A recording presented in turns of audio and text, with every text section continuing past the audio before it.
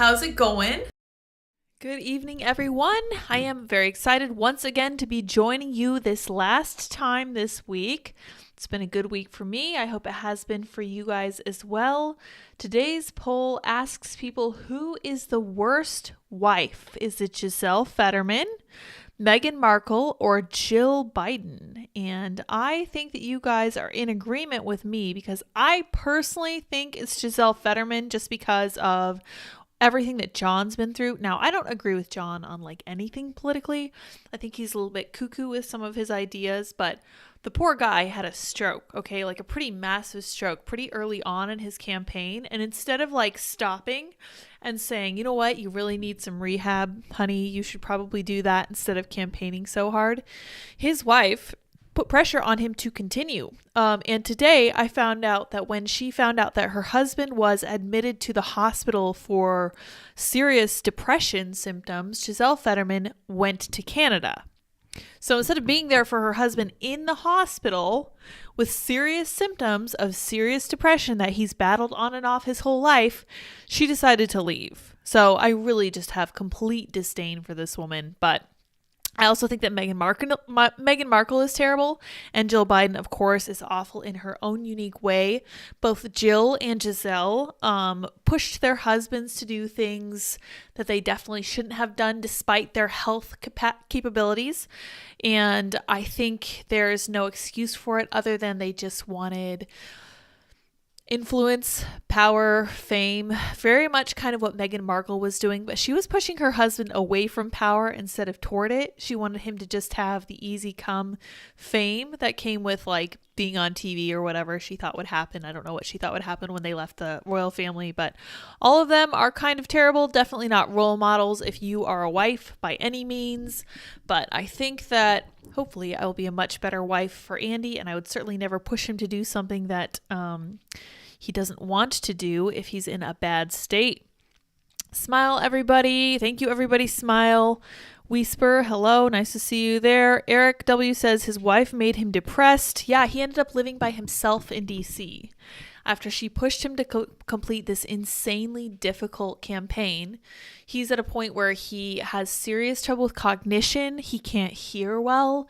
He's not really speaking very clearly. I feel bad for John Fetterman. I feel like you should feel bad I would feel similarly bad for Joe Biden, even though I know he's done truly terrible things over the course of his political career. But I don't know. I just kind of feel bad for everybody in that kind of situation. It was the same for me when I worked at the hospital and in the various nursing homes and rehab centers that I worked in. I felt bad for anybody who was old and tired and who I felt couldn't catch a break. So that includes these people I disagree with politically. But somebody mentioned to me, I think it was Matthew in the chat, said that there was a fire at a radioactive site in Kentucky, I think it was, Knoxville, Tennessee.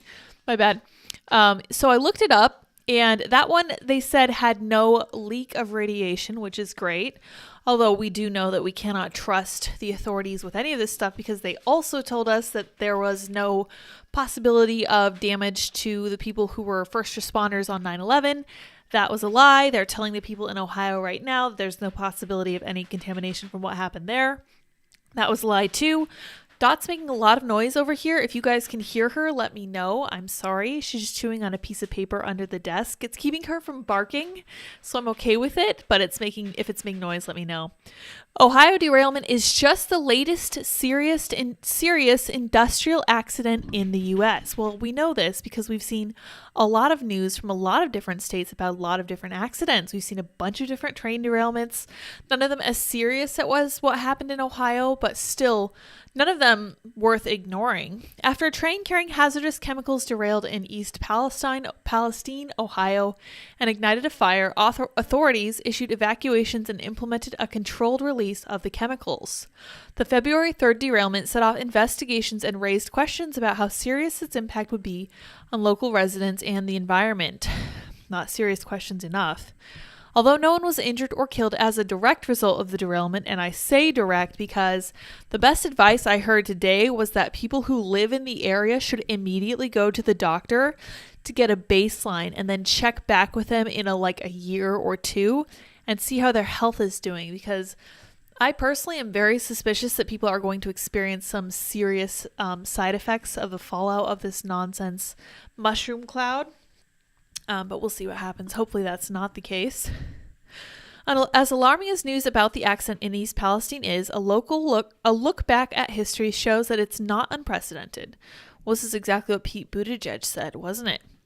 Over the past century, dozens of industrial accidents have killed thousands of Americans. Here we've collected some of the most serious examples in recent decades. Though the list is not comprehensive, the first section includes a selection of industrial accidents that killed and injured multiple people. The second section lists incidents that had a significant impact on the environment and in some cases also included fatalities. We separately provided a rundown of the U.S. rail accidents. So we have industrial accidents, and they start with the Great Molasses Flood of Boston. 22 people died, 150 people were injured. A storage tank collapsed, sending a wave of molasses 15 to 40 feet high throughout the city's North End neighborhood, destroying several blocks and drowning pedestrians. Holy cow, that's crazy. I'm sure they're going to mention the fire in Boston, the ship explosion in Texas City, Texas, natural gas explosion in Louisiana, the chemical explosion in Woodbine, Georgia, cooling tower collapse in West Virginia, oil refinery explosion, yeah, that would be really bad, and then Shell oil refinery explosion in 1988. Then we have Pacific Engineering Company of Nevada, chemical explosion in Henderson, Nevada. 400 people were injured, but only 2 died, thank goodness. Fume incident at Bastion Plating Company, Auburn, Indiana. 5 dead. Workers cleaning a holding tank used a chemical that reacted with zinc cyanide residue, producing hydrogen cyanide fumes. Oh my goodness, that just sounds like a horrible chemical accident. The Phillips Petroleum explosions, and they're just kind of trying to point, I think what PolitiFact is trying to do here is kind of point out that this just kind of happens sometimes. And I remember when I was still at TimCast, my coworker and I were kind of like raising an eyebrow at all the explosions of food plants that had been happening lately. I actually pulled a bunch together and pointed it out to one of our journalists, and I was like, is this happening, you think, more often than usual? Ultimately, Tim said it wasn't happening that much. It wasn't that big a deal. But I have seen a lot of people on Twitter who are asking the question actively, are we under attack? And I don't know what to say to that. That actually feels like it could go either way.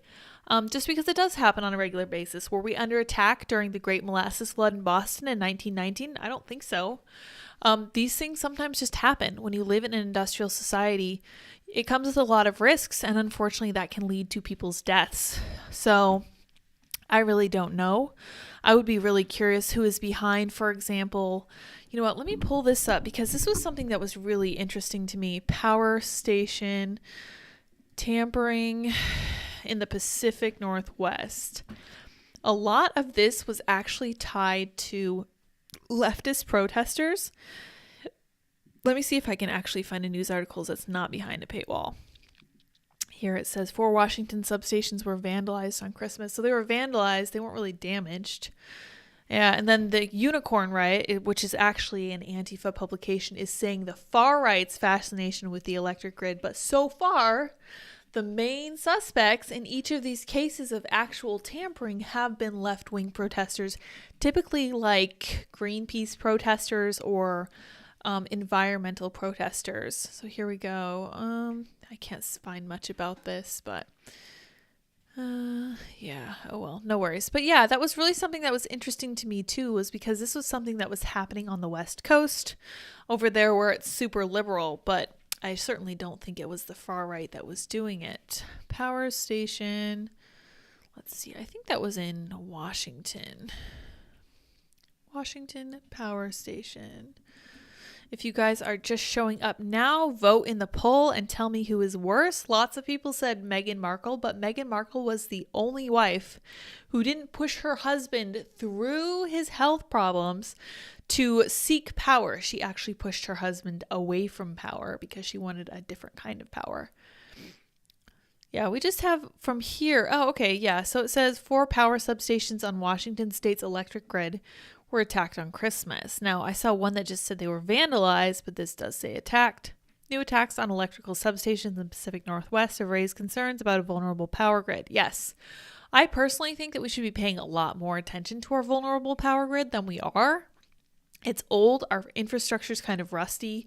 We certainly haven't prioritized it like we should have. We're sending a lot of money to Ukraine instead, which just shows you where our federal priorities are.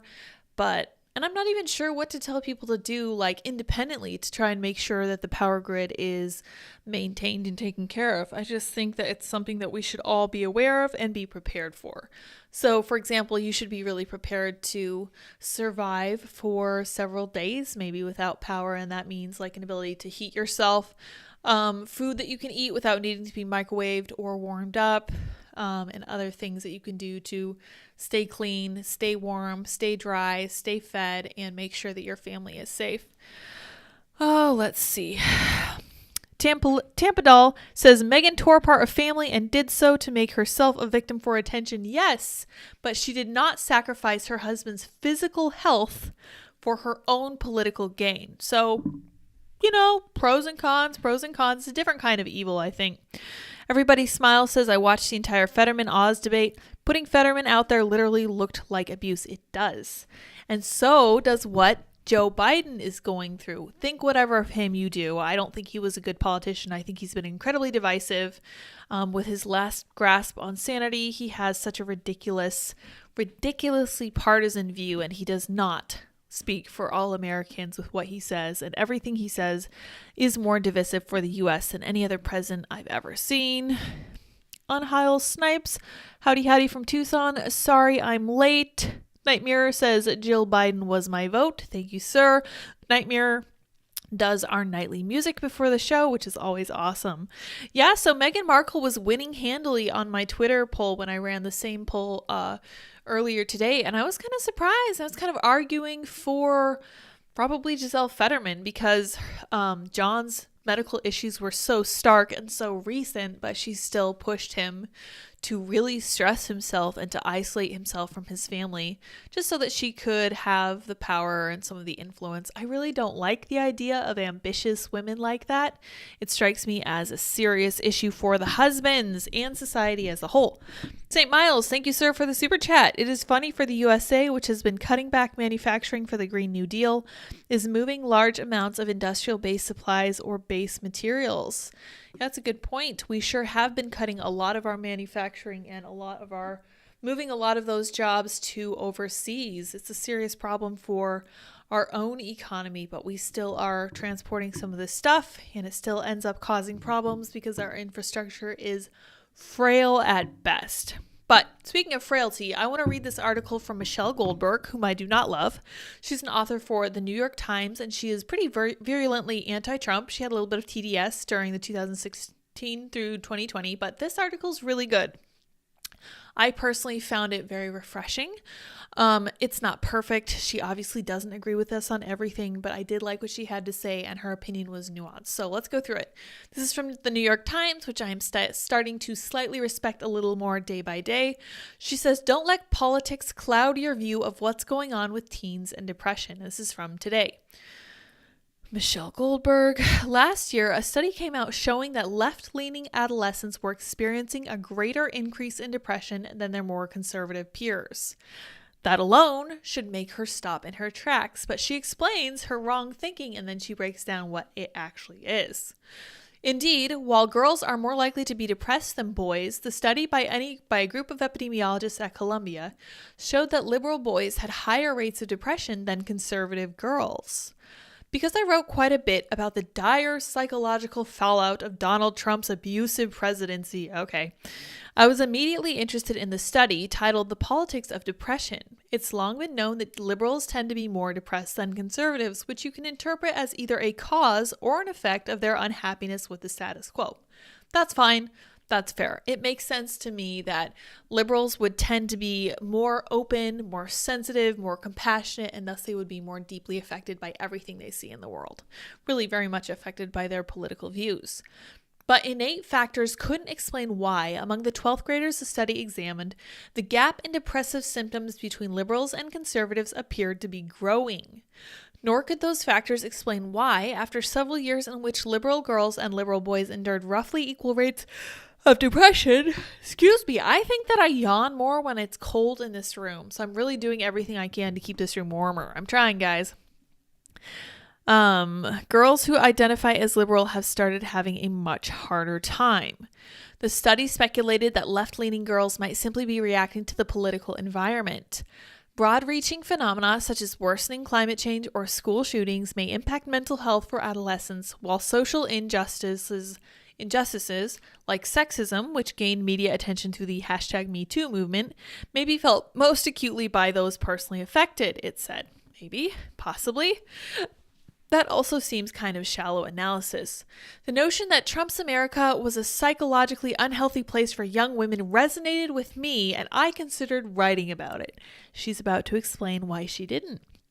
As I looked closer at the data, I saw the inflection point for liberal adolescent depression was not 2016, but around 2012. That was the year of the devastating Sandy Hook mass shooting, but it wasn't otherwise a time of liberal political despair. Barack Obama was reelected in 2012. In 2013, the Supreme Court extended gay marriage rights. It was hard to draw a direct link between that period's political events and teenage depression, which in 2012 started an increase that has continued unabated until today. Interesting. So what is causing this?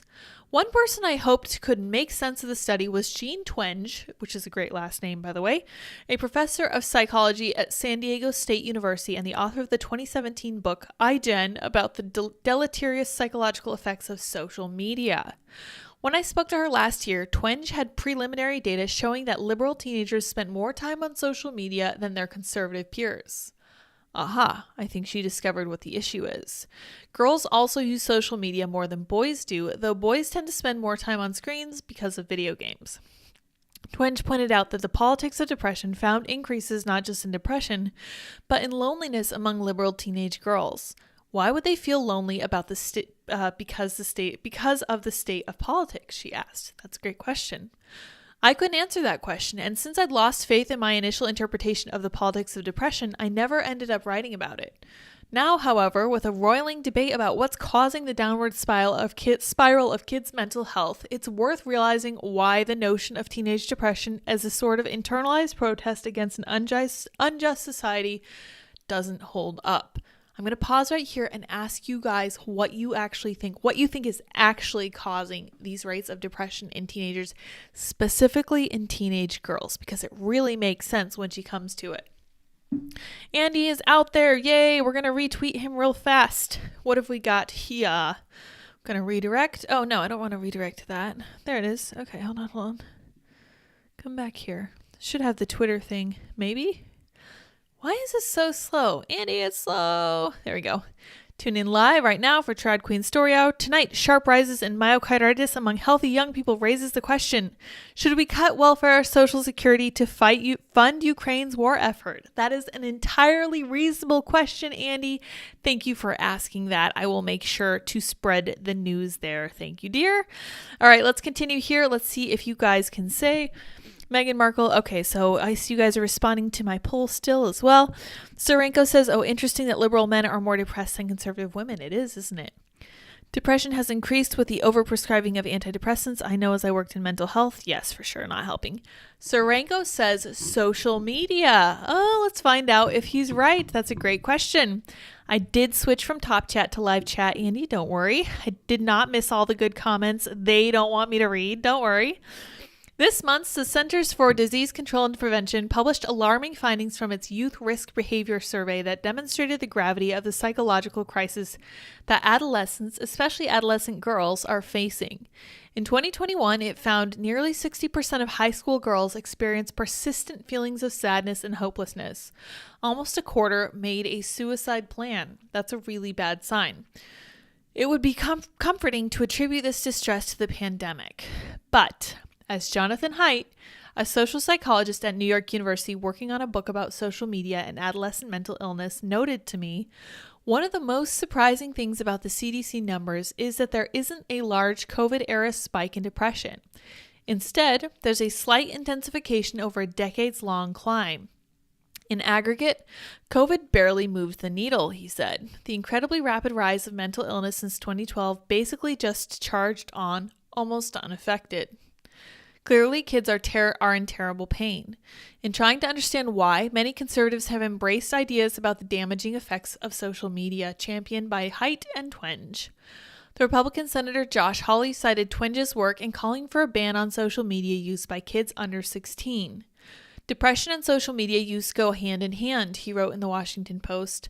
In Utah, the Republican governor has announced plans to sue social media companies for allegedly damaging kids' mental health, and the Republican-controlled House there just passed a bill making it easier for individuals to sue social media companies as well.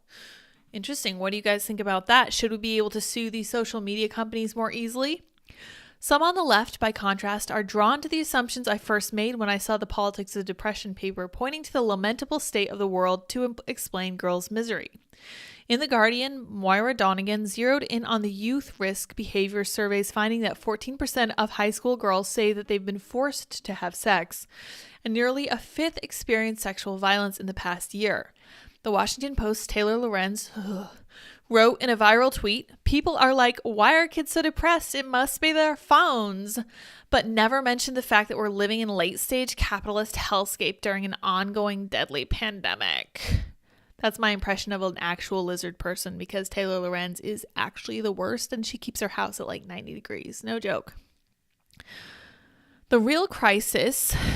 The feminist writer Jessica Valenti argued that girls' depression is a natural reaction to a brutally misogynist culture.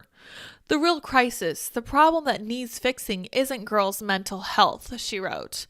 In the midst of all this violence and dehumanization, their depression is actually very reasonable. So this is the perfect example of when you are a hammer, everything looks like a nail. When you are a feminist, everything looks like misogyny. That's not what this is about. But because Jessica Valenti is an avowed feminist, it must be misogyny. And it never strikes these feminists as strange that all of the world's problems are somehow tied into their pet personal issue. Isn't that crazy? That's so weird to me. They never stop to think, what if it's not actually that? What if this, like every other aspect of human life that we've ever looked at, in any situation, is incredibly nuanced and has tons of different effects.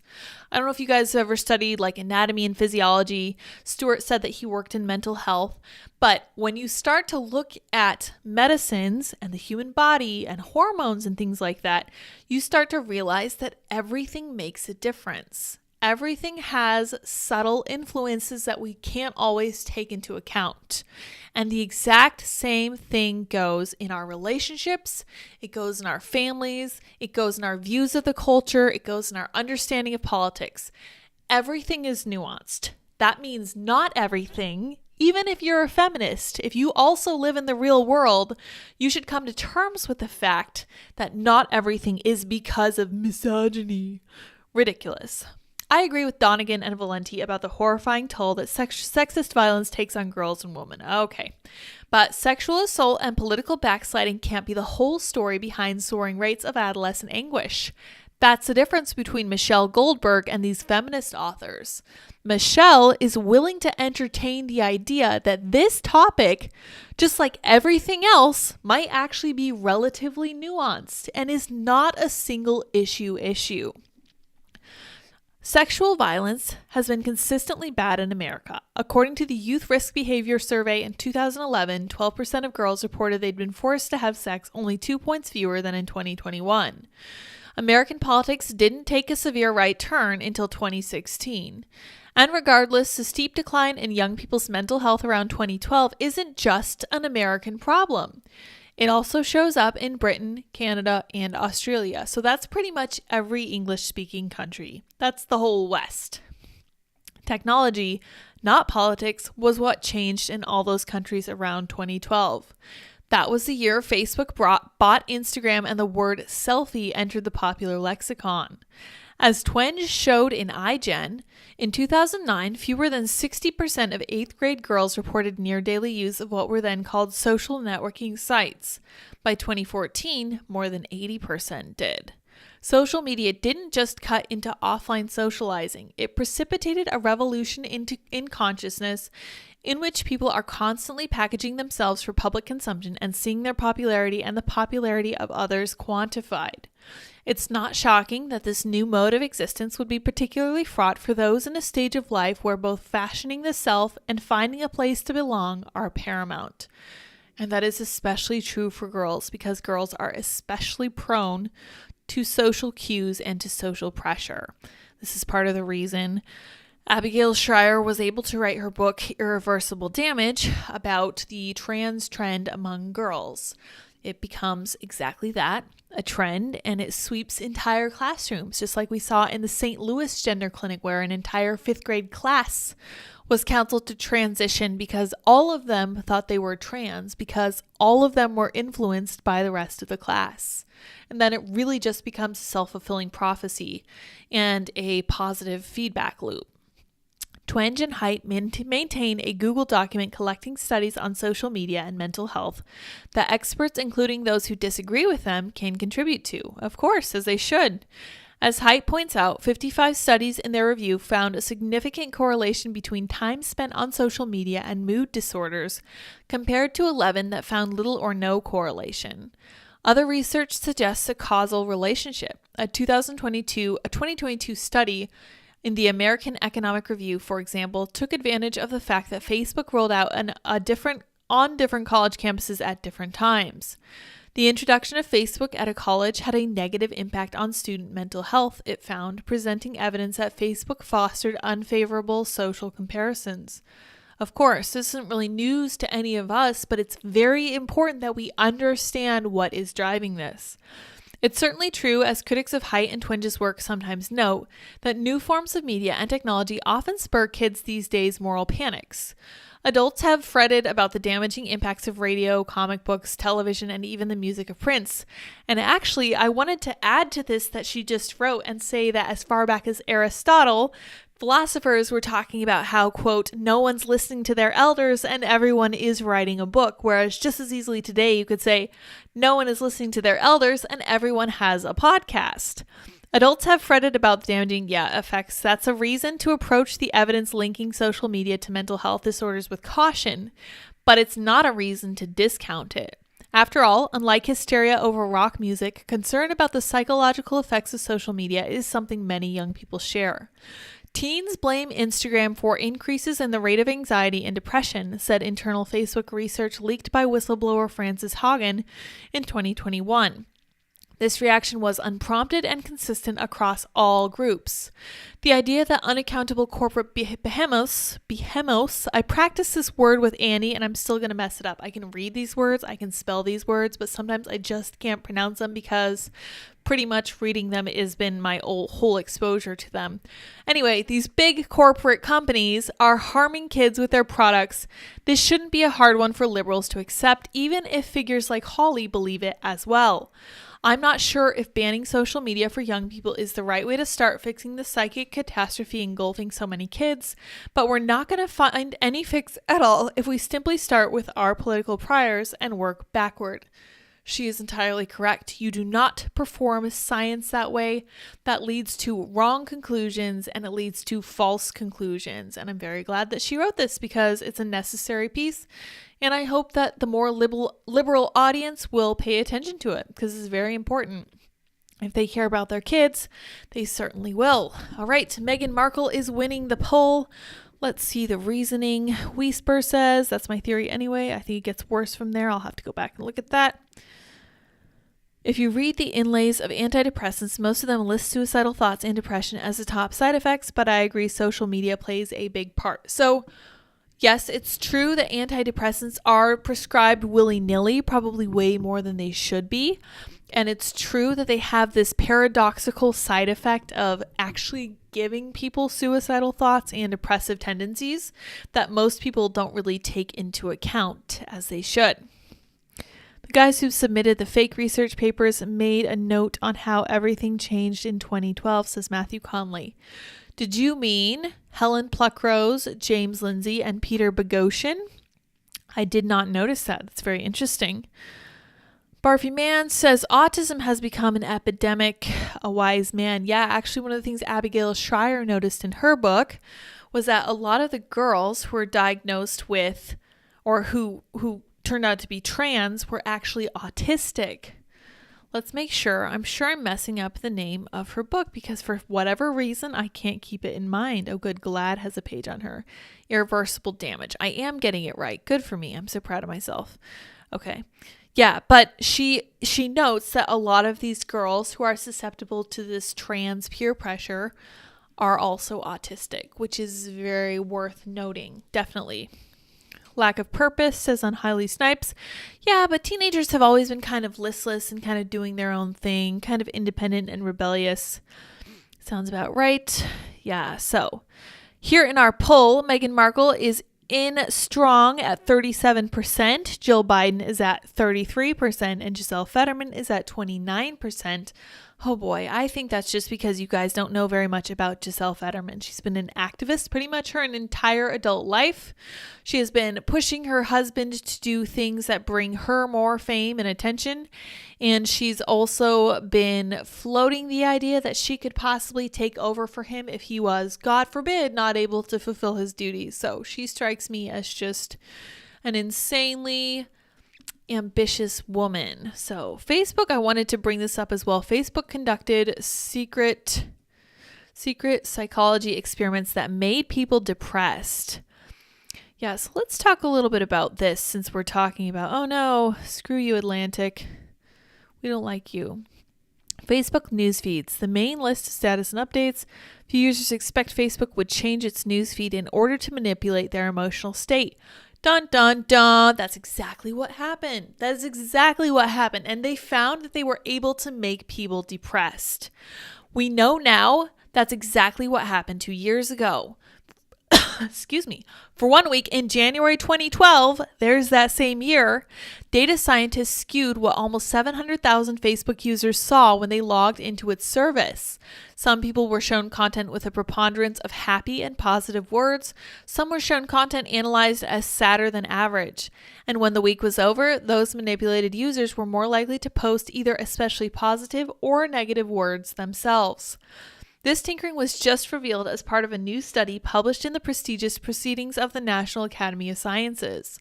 Many previous studies have used Facebook data to examine emotional contagion, as this one did. This study is different, though, because while other studies have observed Facebook user data, this one set out to manipulate them. And this also happened in 2012. And honestly, I kind of want to write Michelle Goldberg a note and tell her about this because I think she might have overlooked it. They knew what they were doing. They were intentionally choosing what to show people to make them more or less depressed. And that was in 2012. The experiment is almost certainly legal. Oh, that's wonderful. That means it's ethical and moral too, right? In the company's current terms of service, Facebook users relinquish the use of their data for data analysis, testing, and research. Is it ethical, though? Since news of the study first emerged, I've seen and heard both privacy advocates and casual users express surprise at the audacity of the experiment. In the wake of both the Snowden stuff and the Cuba Twitter stuff, the Facebook transmission of anger experiment is terrifying, says Clay Johnson on June 28th, 2014. 14. Get off Facebook. Get your family off Facebook. If you work there, quit. They're effing awful, said Aaron Kassane on June 20th, 2014. We are tracking the ethical, legal, and philosophical response to this Facebook experiment here at The Atlantic. Yes, bastions of freedom and independence. We've also asked the authors of the study for comment. Author Jamie Guillory replied and referred us to a Facebook spokesman. Early Sunday morning, a Facebook spokesman sent this comment in an email. Oh boy. This research was conducted for a single week in 2012, and none of the data used was associated with a specific person's Facebook account. We do research to improve our services and to make the content people see on Facebook as relevant and as engaging as possible.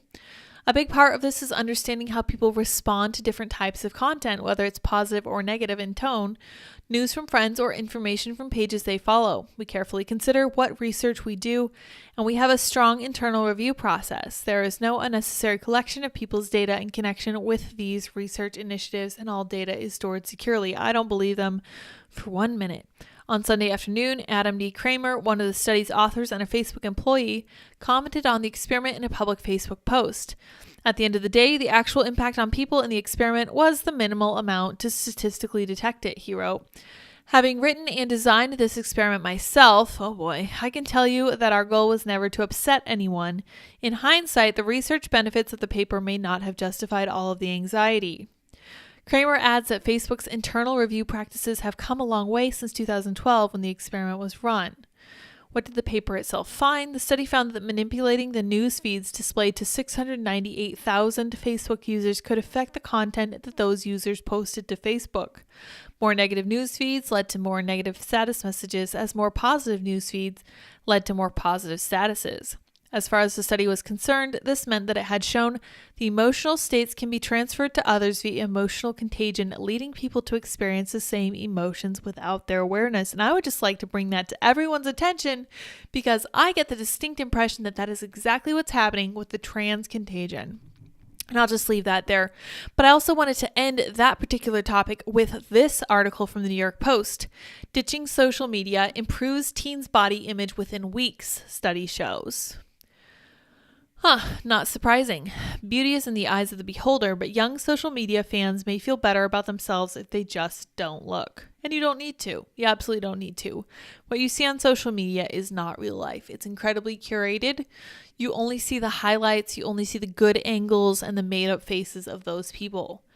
Halving the time spent on social media significantly improves some teenagers' body images within weeks, according to a study from the Children's Hospital of Eastern Ontario Research Institute. Avoiding the consistent barrage of airbrushed influencers and gorgeous models helped teens feel better about their own weight and looks after just 3 weeks, according to the researchers who partnered with the American Psychological Association. For the study, scientists chose 220 undergrad students between 17 and 25 who were on social media apps for at least 2 hours a day and had signs of depression or anxiety. After the first week, half the participants' social media time was cut to 60 minutes per day. The other half continued scrolling at an average of 188 minutes daily. 3 weeks later, the participants again ranked their body satisfaction, and researchers found the first group's self-image had vastly improved. See, this is the power and the importance of good parenting, because good parents will be the ones to say, no, I don't think you should have an Instagram account. I don't think you should have a TikTok account. In fact, you should only be scrolling on your phone for maybe an hour every day. So if between 4 and 5 p.m. you want to just take it easy, eat a snack, chill, and scroll, that's fine. You have that designated time. The rest of the time is for sports, it's for homework, it's for playing with your friends, it's for playing with your siblings, going to the mall, going outside. There's so many different things a teenager can do that are not social media. And it's definitely a parent's job to encourage them to stay off that. Because if you don't want your kid to be depressed, anxious, or have body image issues, the best secret is just to keep them off social media. And I know that it's hard, but this is going to be one of the things that Andy and I really pay close attention to, because it so affects kids when they look around the world and everyone looks completely different from how they look. Like, you have to understand how isolating that would have to feel. And I know that most of us are older than this. Like, I remember I didn't get Facebook until 2009, so I was probably about 16 or 17. And I didn't even find it all that interesting. It was just what everyone else was doing, and it was a good way to keep in touch with other people. So I got it just because it was what was happening. But we also didn't have smartphones. We weren't allowed fancy phones. I had one of the old candy bar phones, and I honestly think that there's not really a good or compelling reason for a kid to have a phone that has access to the internet with them 24/7. That's just my personal view. I don't have kids yet, so we'll see what happens with that. But I honestly think that that's the best way to help your kid maintain their sanity in such a crazy world. All right, let's see what you guys are thinking. Andy is in the chat. Wonderful, wonderful. All right. Behemoth. Thank you, dear. And you were banned from Twitter for that. Quantum Strange Quirk says, I said to undonate and unperson Project Veritas. Interesting. Are you sure you were banned from Twitter for that? Because that is a very strange reason to ban someone from Twitter. That is very weird. Spurs says our oldest son is autistic. I've known many guys who have very autistic tendencies, to the point that I actually agree with Sacha Baron Cohen's brother. I don't remember his name, but he has a theory. He was a high-level educated person. Baron. Let me see if I can find his brother's autism. He had a theory about the extreme male brain. Baron Cohen is a world expert on autism, a Cambridge professor and director of the university's influential Autism Research Center. There's also greater awareness of autism, a lifelong condition affecting how people interact or process information. He had a theory that I found fascinating. His theory was that autism was just an extreme version of the natural male brain. And when I learned that, it made my brothers make sense. It made my cousins make sense. It made every guy I knew make much more sense. Because there's a reason that men and women communicate incredibly differently. And it's not just because guys aren't interested in reaching out to other people. It's because there's actually a barrier in how they view the world and in how they interact empathetically with others. And I don't fully understand autism myself, but it's a very interesting concept that he introduced there, and I think it definitely deserves research.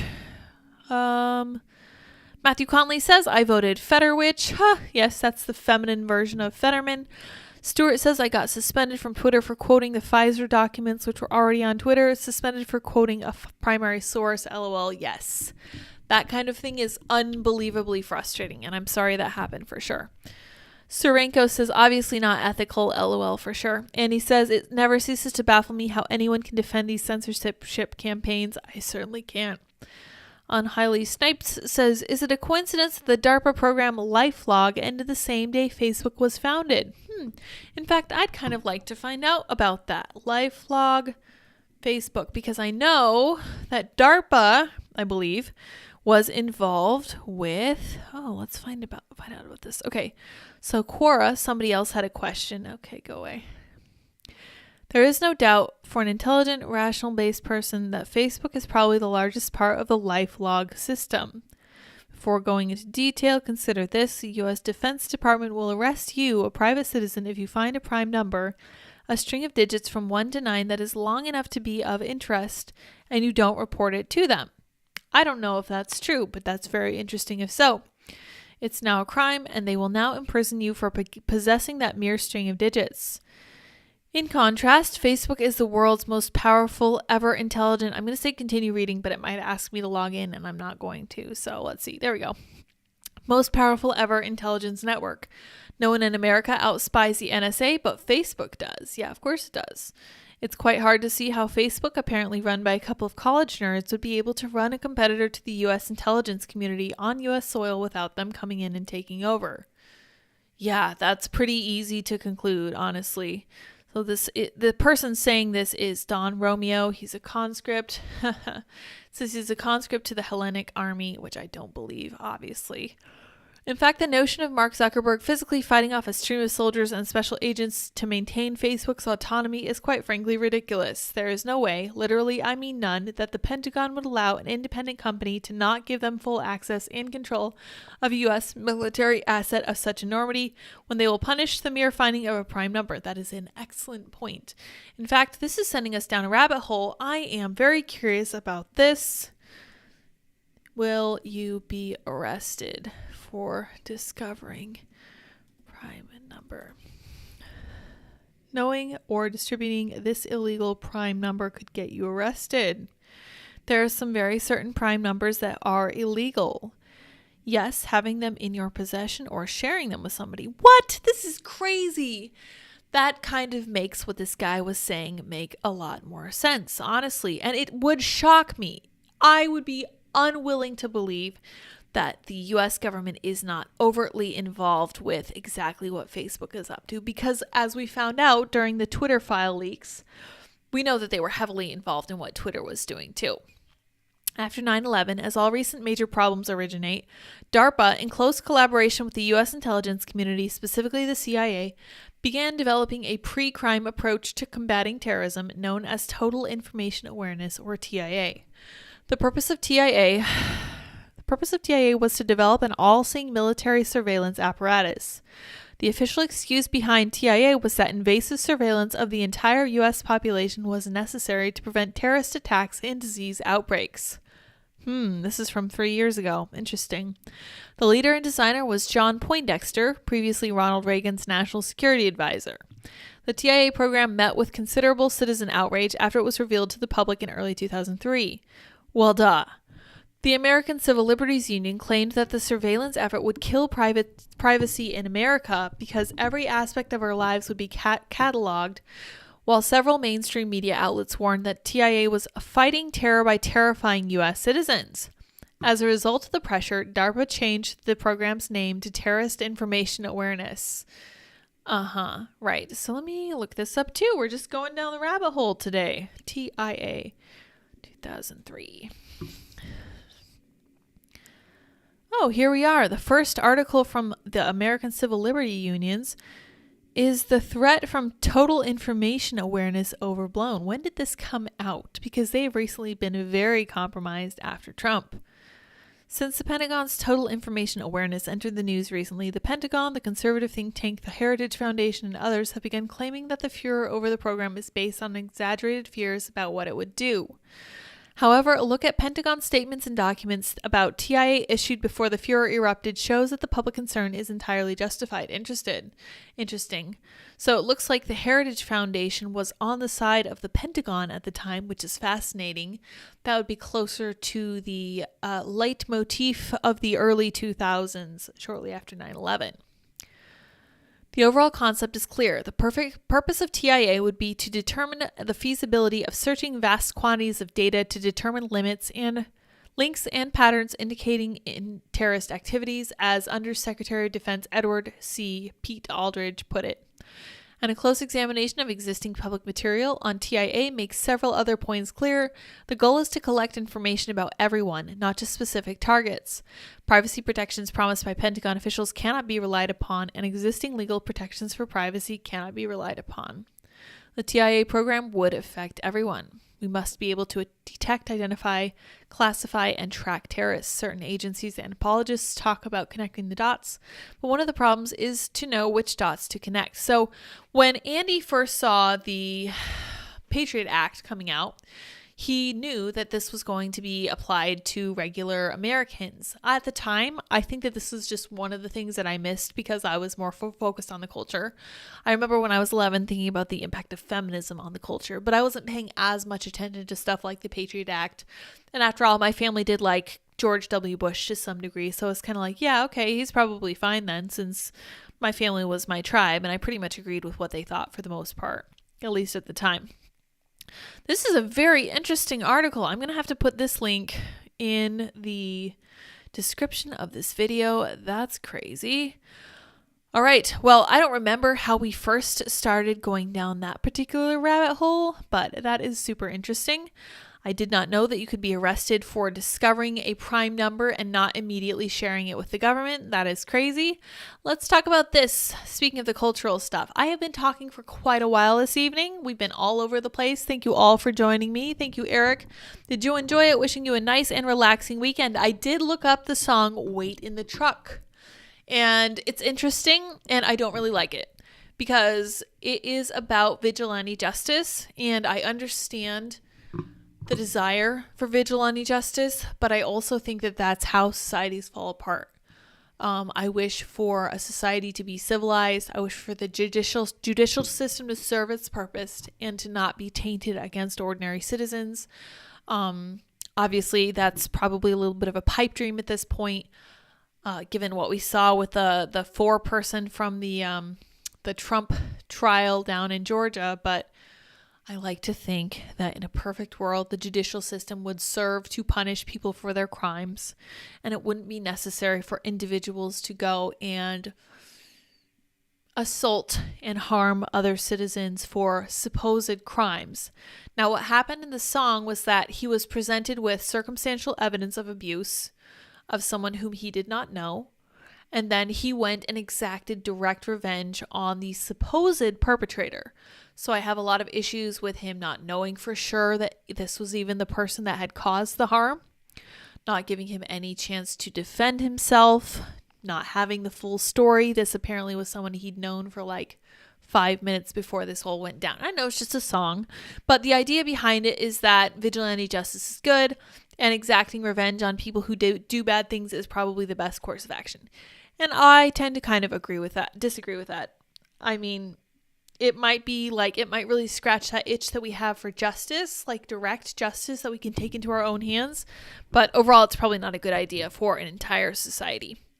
All right, let's read this article from Breitbart, and we'll look at this one about 60% of young men being single, and then we will wrap it up. Oh, wait, I think that's all I had for today anyway. Yeah, perfect. Okay. Majority of women remain unmarried by the age of 34 in anti-family Britain. And here is a picture of a feminist. She has written on her cheek, "Hear me roar," and it does look like she is yelling. A majority of women between the ages of 16 and 34 have never married in Britain, as more young people are putting off starting families to achieve economic goals or outright rejecting matrimony. In the latest blow to the state of traditional family in the UK, the once-in-a-decade census has revealed that a majority of women in every age group from 16 to 34 years old have remained unmarried, while the number of people overall getting married has fallen to its lowest level on record, the Office for National Statistics said on Tuesday. According to the census figures, some 54.2% of women aged between 30 to 34 were unmarried as of 2021, an 11% increase over the previous census in 2011 and over twice as many recorded in 1991, when just 18.1% of 30 to 34-year-old women were unwed. There was also a 13% increase in unmarried women between the ages of 25 and 29, 80.5% of whom were recorded as never marrying. While the decline in marriage is often attributed to younger generations putting it off until later years, this apparently does not always work out for many women, with the data showing that 1 in 4% of women, 23.9% of women, never entered into a marriage or civil partnership by the age of 50. This is just really sad. The proportion of adults who have never married or been in a civil partnership has increased, from 26.3% in 91 to 37.9% in 21. The proportion of adults who are married or in a civil partnership, including separated, has fallen, from 58.4% in 91 to 46.9% in 21. In total, 37.9% of all adults, or 18.4 million people, had never been married or in a civil partnership in 2021, compared to 34.6% of adults in 2011, 30.1% in 2001, and 26.3% in 1991.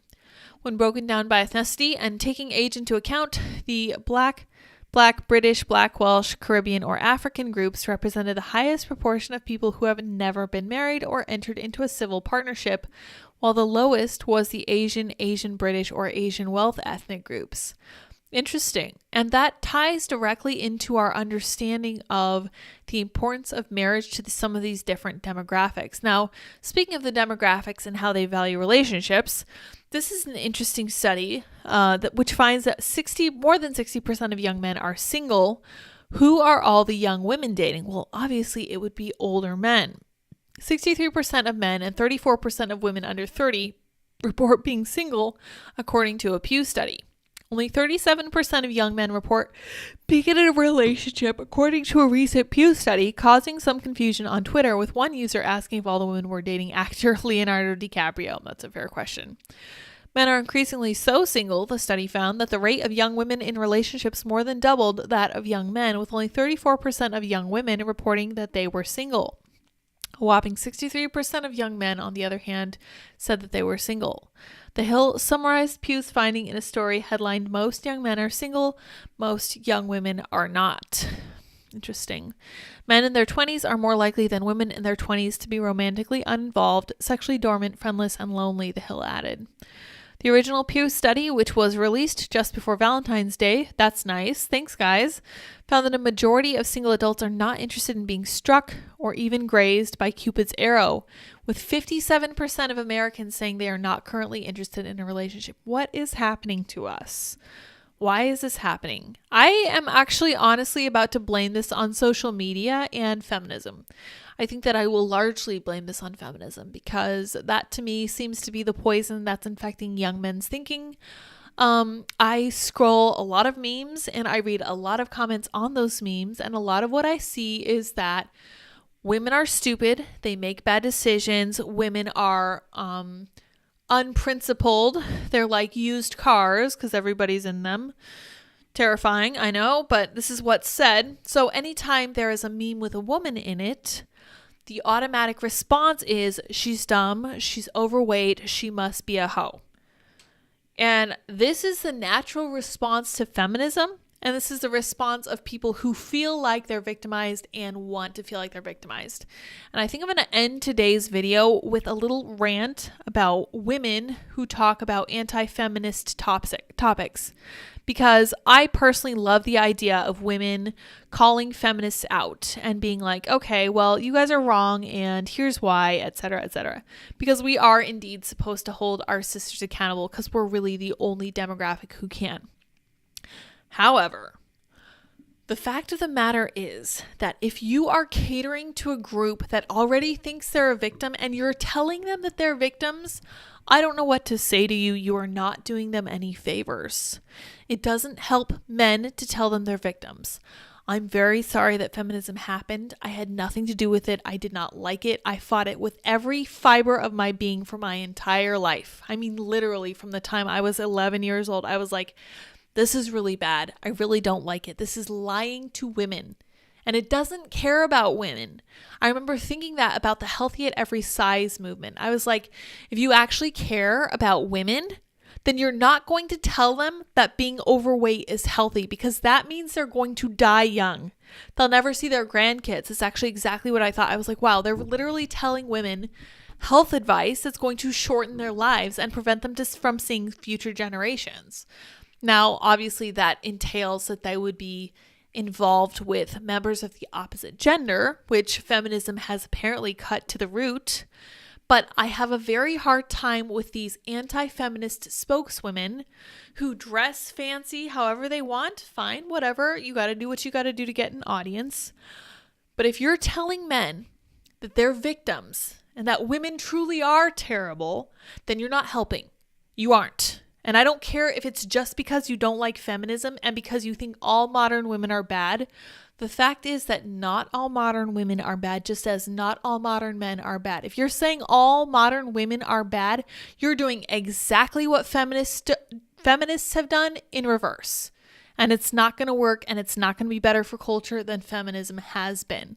So I'm really just putting out the call to stop all of that stuff because it's not going to help anyone. It's not going to help young men believe that women are capable of filling in the gaps that they can't, because it's so amazing to be in a relationship and to finally understand that all of your weaknesses are where your spouse can shine and all of his weaknesses are where you can shine. And that's exactly how it's meant to be.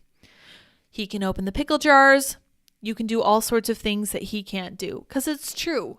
And it doesn't do us any favors to denigrate either gender to the other gender for the sake of making one gender feel like they've been victimized or feel like they should feel more special.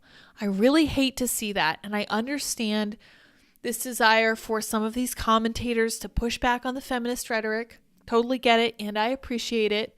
I appreciate that most of the time they're saying true things, but I really hate this mindset of pushing the already present concept that modern women are all garbage. That's not the way to heal the divide between the genders. That's not the way to fix the culture.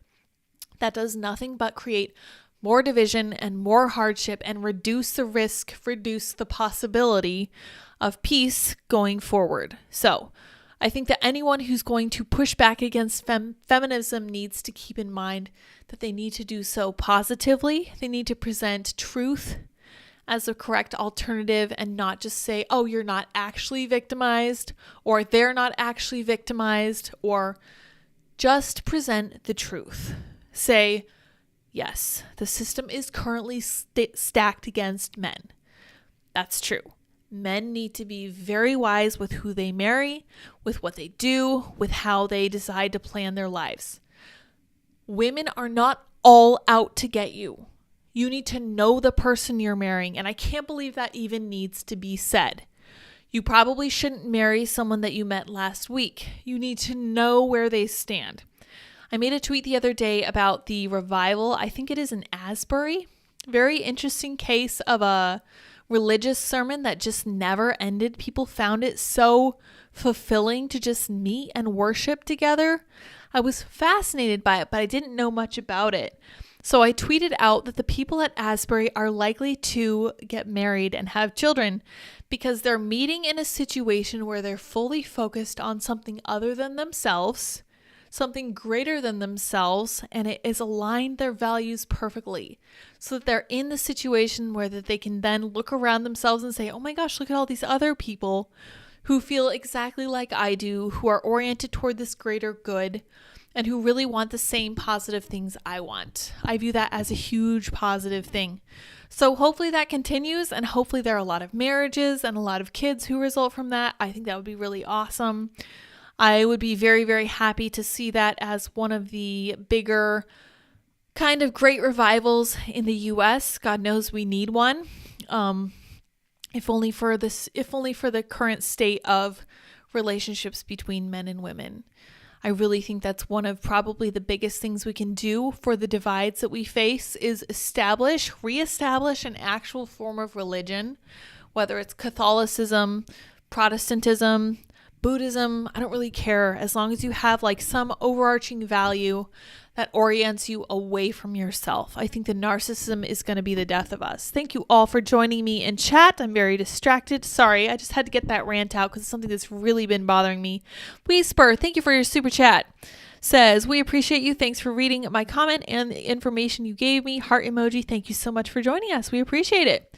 Planet Fatness, such a great username. Thank you for your super chat and your little emoji. Your good job. I love it. Stuart says, thanks for bringing up the depression crisis. It is really important topic right now. I agree, and I feel really bad as someone who has struggled with depression and still sometimes gets super moody. I use cognitive behavioral therapy to kind of keep that under wraps. And probably one of the biggest truths that I've gathered from cognitive behavioral therapy is that your feelings aren't the truth. So you might be feeling really, really crappy and just be like, there's no way out. I have no idea how I'm going to get through this. The fact of the matter is that that's just your feeling. That doesn't always reflect exactly what's going on in the world. It just reflects how you're feeling about it. I know it sounds crazy to say. It's truly profound to just be like, it's just a feeling, but it is. And it helps to keep that in mind when you get into these moods that you can't seem to shake. One of the things that this book that I'm working through, it's called Feeling Good, and it's by Dr. David Burns, I think is his name. David Burns, yeah.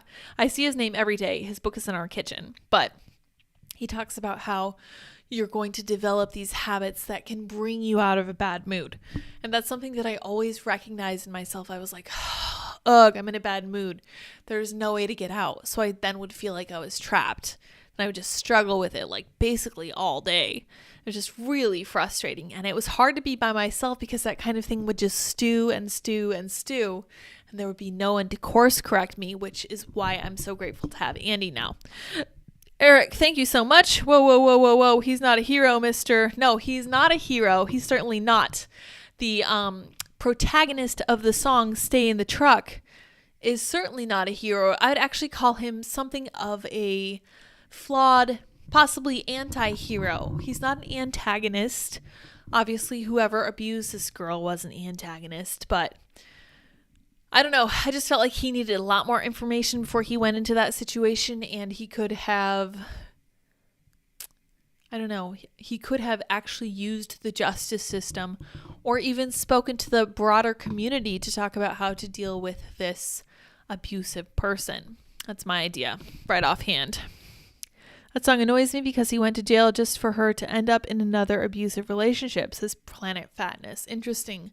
I didn't hear that part of this song. That's too bad. Well, the problem with abusive relationships is that you can get something like a trauma bond, which is where the abused person believes that they are truly, deeply, madly in love with the abuser, which kind of links in directly with Stockholm syndrome. It's a very serious problem, but they think they're very happy. They think they're very in love.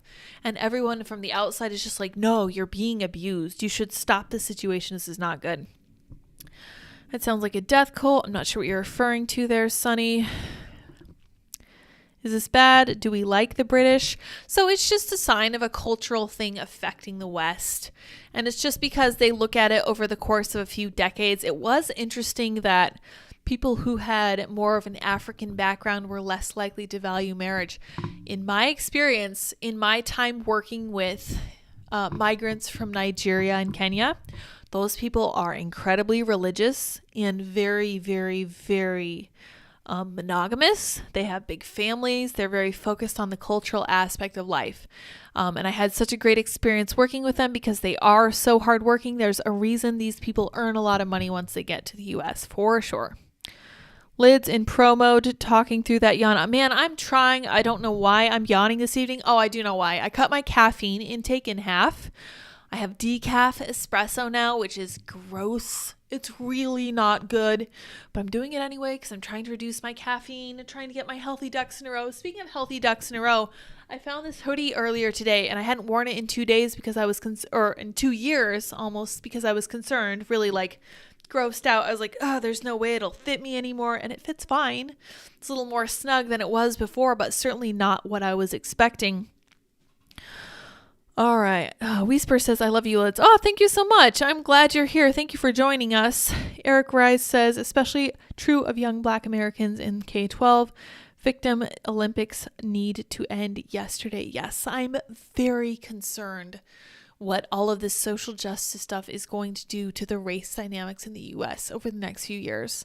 I've been reading reviews of businesses where we are, which is a very blue location.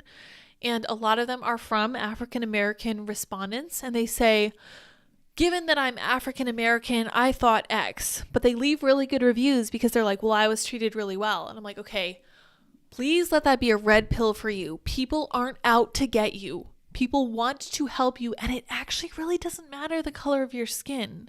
And it never should. And in the U.S., it doesn't. Hard to chastise men with the thousands of excess male suicides in the past 5 years.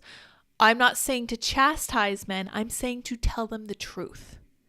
Because just like I think that Matt Walsh did the right thing by telling Dylan Mulvaney the truth, I also think that the biggest problem that women face today is not having been told the truth basically from birth. I think that modern women who are exposed to stuff like public school and typical thinking have been lied to ceaselessly from the time they're born until they die. Right up through college when they're told that they have to get a degree even if they don't really want one, and they end up getting a degree that they're not even sure they're really going to use, that they end up ultimately not using, and they're constantly talking about how they wish they could be wives and mothers instead. But they're not because they did what they were supposed to do because they were lied to, and then it results in incredible unhappiness for them. They end up not getting married, which means that somewhere out there is a guy that would have happily married them, likely been thrilled to have married them, and that guy ends up being very lonely and depressed too. It's very sad because everything that we do echoes in the lives of others in ways that we may never fully understand. I'm not chastising men. I just want them to be told the truth. Being 41 and single, I can attest to how hard feminists have made it to find a good woman these days. I know it's insanely hard, but I'm going to give you the same advice that I give to pretty much everyone. Go to church. Go to church and put yourself pointed to some higher goal. If you don't want to go to church, you could go and volunteer for something that you find really important. Like in Maryland, I remember there were a lot of environmental places you could volunteer. You could volunteer in the Bay. You could like tag clams or something or talk to crabs or whatever. It actually seemed really fun. I never actually did it because I ended up finding and dating Andy, which was awesome. But I honestly think that finding an overarching purpose will really help you find someone who wants the same things you want, and hopefully that will help you find somebody to spend time with. Stuart Walker says, exactly, men and women create partnerships. Of course, it's 100% yin and yang. Absolutely. Men are better at seeing distance. Women are better at seeing color. We were designed to help each other. Eric says prevent further victimization, protect women, love your neighbor, simple stuff. It is simple, but feminism has made it hard. Feminism has led to a lot of women being lied to and continuing to lie to themselves and others. And that has also led to serious issues for men too. It's really been a serious issue.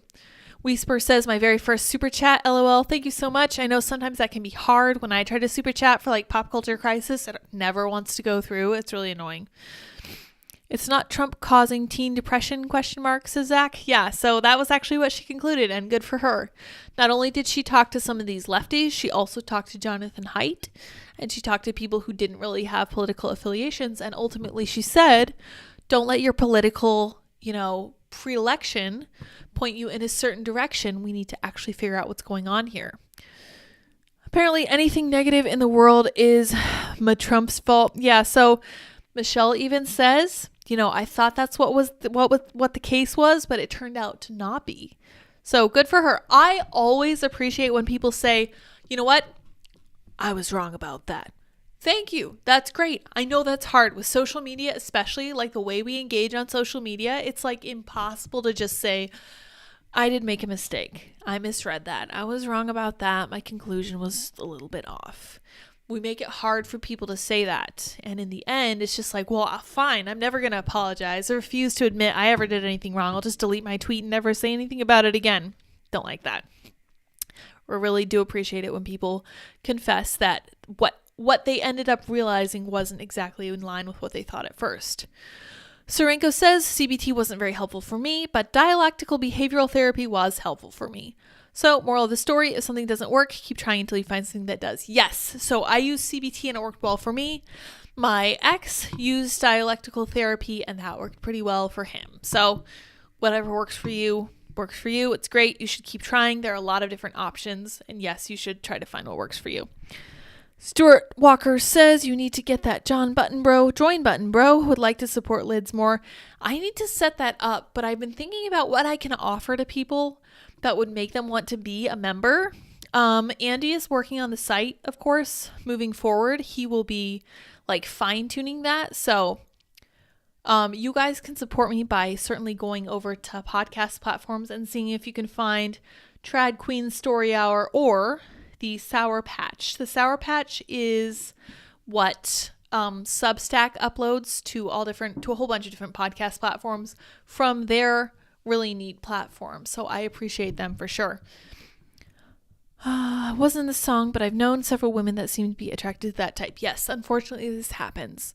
So this is the downside of the kind of archetype that women tend to go for, which is like the strong bad boy. We want a guy who's a little bit unorthodox because it means that he will be more up to being disagreeable, pushing back on possible outside influences that would be harmful to ourselves or our kids. And then obviously in the modern world, that just translates over into guys who are just big jerks. Let's see. Unhighly Snipes says, I value my marriage too at Whisper for sure. Alrighty. I don't care if Obama was actually born in Kenya. Hawaii had just become a state. Not surprised they didn't have a decent birth certificate system worked out yet. Yeah, I don't really know where Obama was from, but I also really don't care. He did plenty of his own damage to the U.S., but I do think that Biden has got him beat in his just 2 short years in office. Casey says, I think your church idea is a good one. Yeah, you should definitely try it out. We personally like the Presbyterian Church in America because they don't have female pastors, and they're actually relatively conservative, even here in the blue part of the country that we're in. They tend to stick to reading the Bible and talking about it and focusing on God and Jesus far above politics. And that's the way I was raised. Politics comes way, way, way far second to religion. Religion is way more important. Serenko says the problem with the church idea is that everyone is already married, LOL. Sure, but if you go, you can kind of look around, and in some cases, it's likely that they will have a singles group. Check it out for sure. Andy says, what do you think we should set up for members-only content? We'll be having a little family meeting this weekend to discuss the future of Sour Patch Studios, for sure.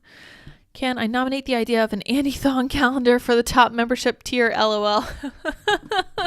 You can try to throw that in the mix. I'll ask him about that. I think he's going to turn you down. Serenko says Dippin' Dot emojis. That would be really fun. I should see if you can make personalized emojis on YouTube. That would be super fun. And you could buy them for like 25 cents a piece. Then you could just have like a string of dips and dots. That would be really fun and super cute. All right, you guys, to close our poll, we have Meghan Markle at 36%. Giselle Fetterman at 30%, and Jill Biden at 34%. So Meghan's number 1, Jill's number 2, and Giselle is number 3. I'm going to end the poll now. Thank you all for participating. Thank you all for listening. I'm going to have this uploaded to Substack and then also across many different, I am getting this up on many different podcast platforms as we speak. I'm going through Captivate, which seems to be working pretty well. We've got it on a few. The process of getting it onto these platforms is not always easy or straightforward, but I think that it's important and I am happy to get my voice out there. So go and give it a listen anywhere you find podcasts, except Spotify and Apple Podcasts so far. I have other steps that I need to take with them. But thank you all very much for joining me this evening. Have a wonderful weekend. I will see you all on Monday. So until next time, bye guys.